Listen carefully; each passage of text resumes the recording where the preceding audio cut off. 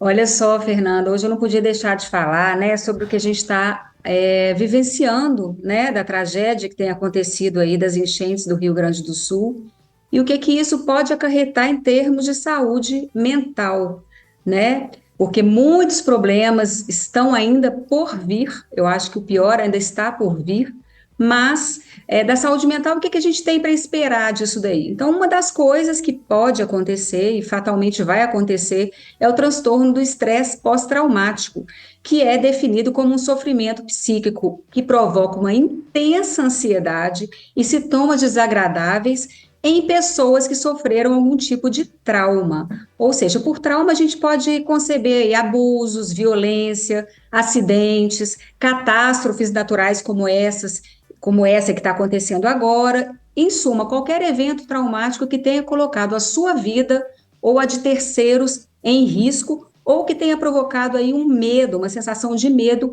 excessivo.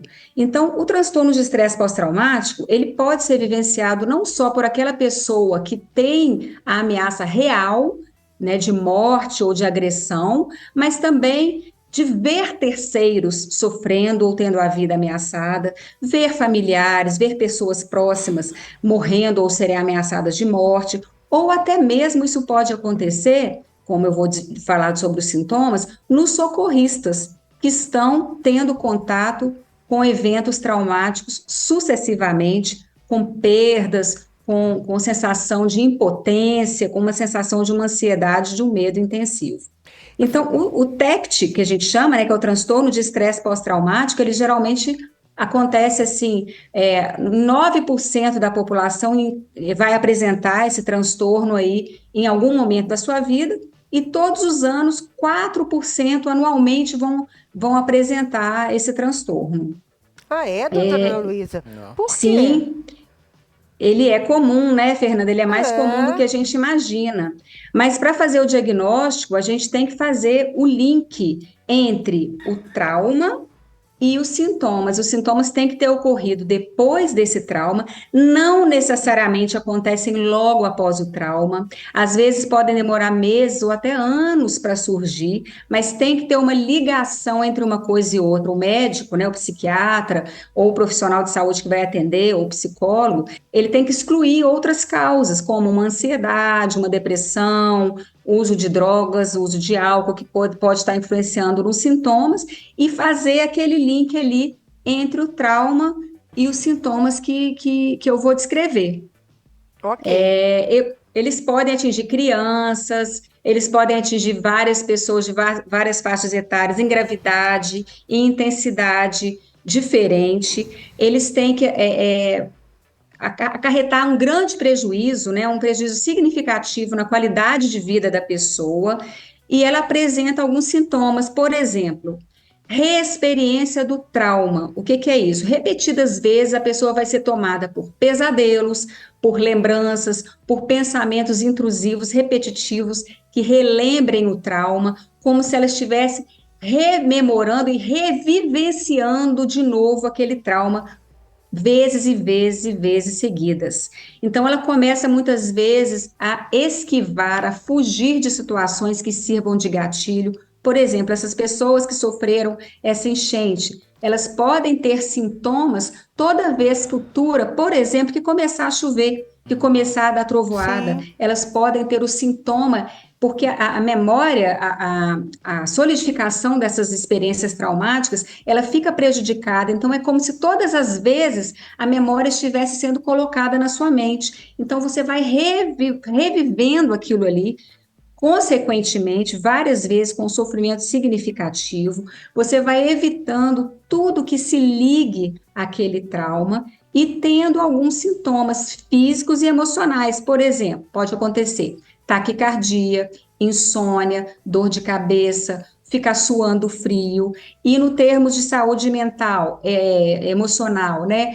Isolamento, não gostar mais de fazer as atividades que você tinha costume de fazer, muitas vezes uma irritabilidade importante, uma raiva, né, uma frustração e às vezes até sentimentos de culpa podem acontecer. Por exemplo, por que que eu sobrevivi enquanto outras pessoas morreram, né? Então, a sensação de culpa ou de culpa própria ou de culpar os outros pelo que aconteceu também acontece com frequência, sabe? Essas pessoas podem começar a usar, inclusive, substâncias como o álcool, como entorpecentes, para poder diminuir a sensação ruim. Doutora. Doutora Ana Luísa, vai ser um longo trabalho, né? A gente. Porque eu fico imaginando assim, para quem nós que estamos aqui e que estamos acompanhando, já estamos não traumatizados, mas né, a gente já fica sensível em relação ao tema, já bate aquela tristeza, né, aquela angústia de acompanhar, né, tudo o que está acontecendo lá. Eu imagino que eu não consigo imaginar, não consigo mesmo imaginar quem está lá, né? Eu estou participando, Fernanda, de vários grupos online de médicos, né, voluntariamente para atendimento, e não para, a demanda não para, é de tudo que você puder imaginar, de falta de medicamento, de falta de vitamina, de crianças, de mulheres grávidas que estão tendo bebê, pré-natal, e de pessoas com ansiedade, de pessoas, acabei de receber agora uma mensagem de uma moça que tentou autoextermínio e começou a usar substância, começou a usar cocaína agora, de 2 semanas para cá, ela não usava, e a médica que atendeu em telemedicina, atendeu de São Paulo, e aí buscando socorro, o que que pode ser feito lá no Rio Grande do Sul em relação à internação dessa paciente, porque essa daí vai precisar de um atendimento até Vai. presencial, né? Então, a gente não tem realmente ideia do que pode acontecer. E esse transtorno que eu estou falando, Fernanda, ainda nem começou, porque para ele começar, a gente tem que ter pelo menos 1 mês de sintomas desses que eu descrevi, associando ao trauma que as pessoas vivenciaram, e ainda não tem 1 mês da tragédia. Então, nem esse diagnóstico ainda foi feito. A boa notícia é que, se ele for tratado precocemente, né, ele pode sim, com ajuda psicológica, com algumas técnicas, tem várias técnicas de relaxamento, técnicas até de exposição gradual ao trauma, não ao trauma propriamente, mas assim, imaginar, fazer com que a pessoa vá gradualmente imaginando aquilo para ter recursos de lidar, né? Então, a psicologia pode ajudar muito, e a psiquiatria principalmente prescrevendo, se os sintomas forem crônicos, né, e mais persistentes, e realmente atrapalharem a qualidade de vida da pessoa, prescreverem principalmente antidepressivos. E a gente lembrar, Fernanda, que gestos, assim, simples também fazem a diferença nesse momento. Vocês viram aí as notícias das crianças que mandaram cartinha com chocolate, de alguém que oferece a simples presença ali, de ficar num apoio comunitário. Eu vi também no jornal algumas pessoas que estavam lá jogando baralho para poder passar o tempo, da gente entender que a gente precisa uns dos outros, né? E as pessoas vão precisar muito daquela sensação de segurança.